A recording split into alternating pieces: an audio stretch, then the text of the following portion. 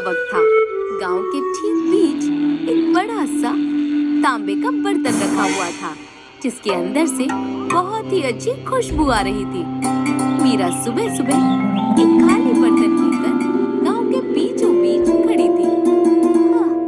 लगता है आज खीर बहुत ही लजीज बनी होगी। खीर की खुशबू पूरे गांव में आ रही है। आज तो नाश्ते में मजा आ जाएगा। मीरा ने उस बड़े से बर्तन से थोड़ी सी खीर निकाली और तभी वहाँ पर एक इंसान आकर खड़ा हो गया।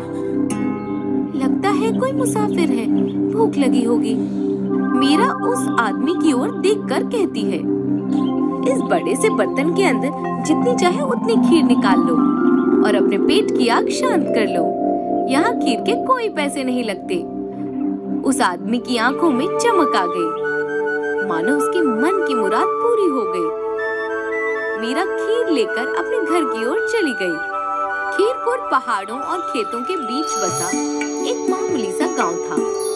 वहाँ की कच्ची गलियां, मिट्टी के घर, तुलसी के चौबारे और सुबह शाम धुएं से भरे चूल्हे, सब कुछ खीरपुर की पहचान थे। खीरपुर एक बार के लिए दूर दूर तक मशहूर था। वहाँ कोई भूखा नहीं सोता था। गांव के ठीक बीचों बीच एक बड़ा सा तांबे का बर्तन रखा हुआ था।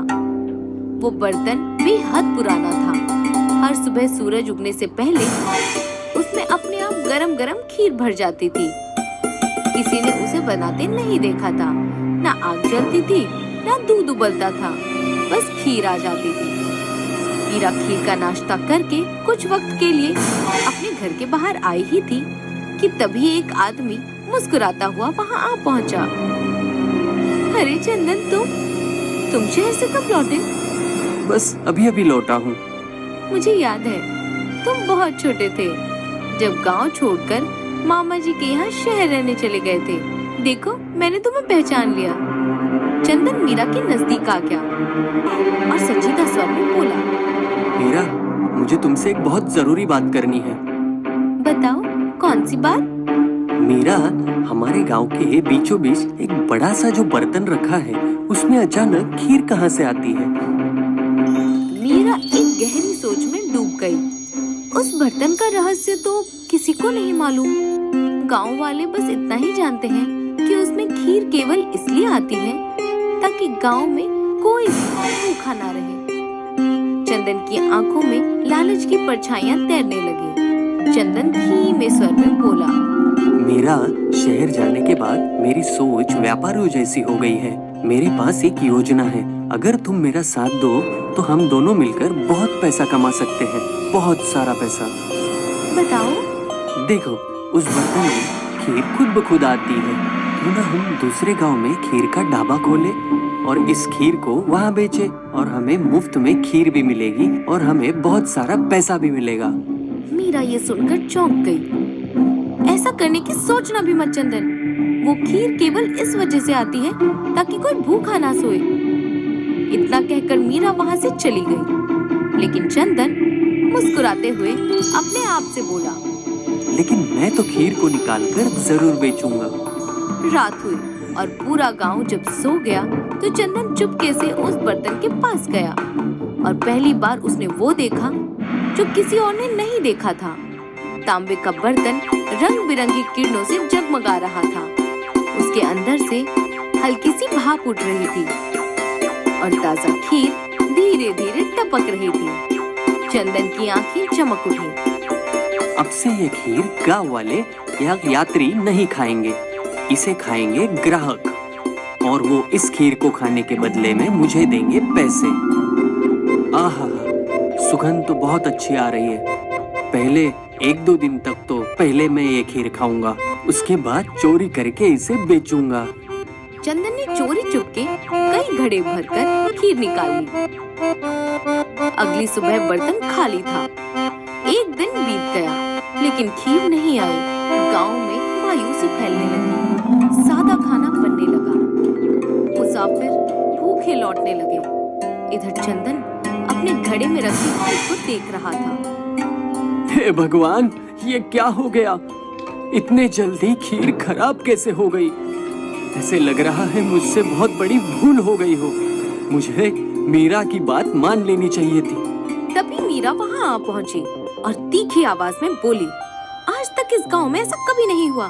तुमने जरूर लालच में आकर उस खीर को चुराया है, क्योंकि तुम उस खीर को बेचने की बात कर रहे थे कल। चंदन, जिसे अपनी गलती का एहसास हो चुका था, मीरा के सामने हाथ जोड़ते हुए बोला, मुझे क्षमा कर दो मीरा, मुझसे बहुत बड़ी गलती हो गई।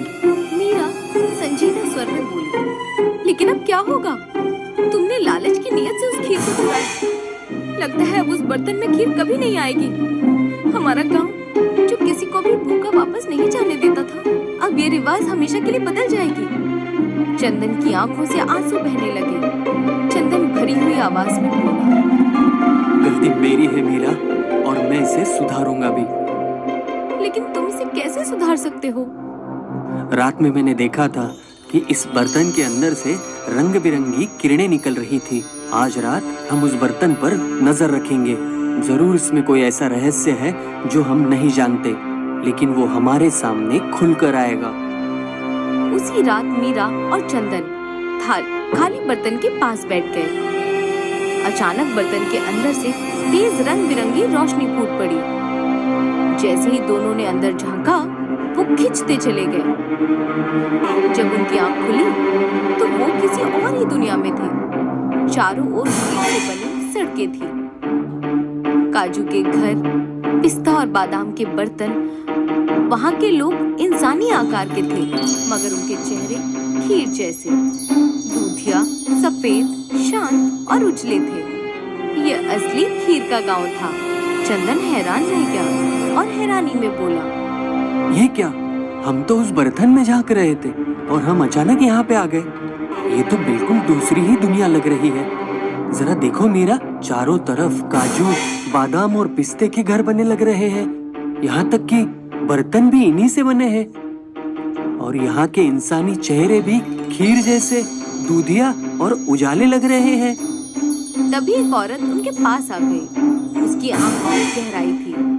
वो औरत सवालिया नजरों से घूरते हुए बोली, कौन हो तुम दोनों? मैं इस गांव की मुखिया हूँ। चंदन ने हाथ जोड़ दिए और सारा मसला उस औरत को बता दिया। वो औरत संजीदा आवाज में चंदन और मीरा की ओर देखने लगी। मुझसे बहुत भारी भूल हो गई। मेरे मन में लालच आ गया। बाद में मुझे एहसास हुआ कि मैंने कितना गलत काम किया था। मैं नहीं चाहता कि वर्षों की परंपरा मेरी वजह से खत्म हो जाए। हमारा गांव जो दरिया दिली की वजह से जाना जाता था, जो किसी को भी भूखे पेट वापस नहीं भेजता था, वहाँ भूखमरी फैल जाए। खीर की दुनिया की मुखिया शांत आवाज में बोली, मेरी बात बहुत गौर से सुनो। बहुत सालों पहले खीर के गांव का एक आदमी दुनिया के बीच भटक गया था। वो भूखा था, कमजोर था। वो इसी इंसानी गांव खीरपुर में पहुंचा।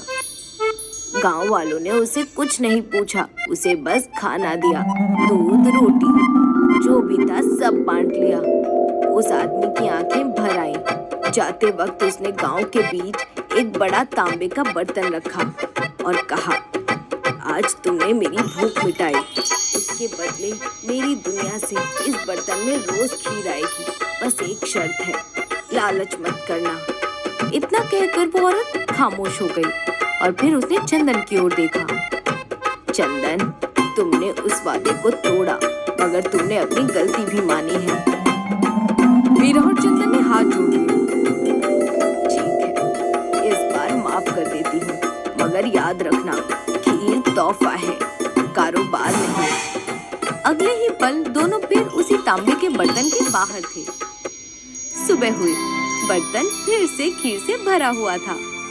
गांव में रौनक लौट आई। चंदन बगैर कुछ लिए गांव छोड़कर चला गया, एक सीख लेकर, और खीरपुर फिर से खीर का गांव बन गया।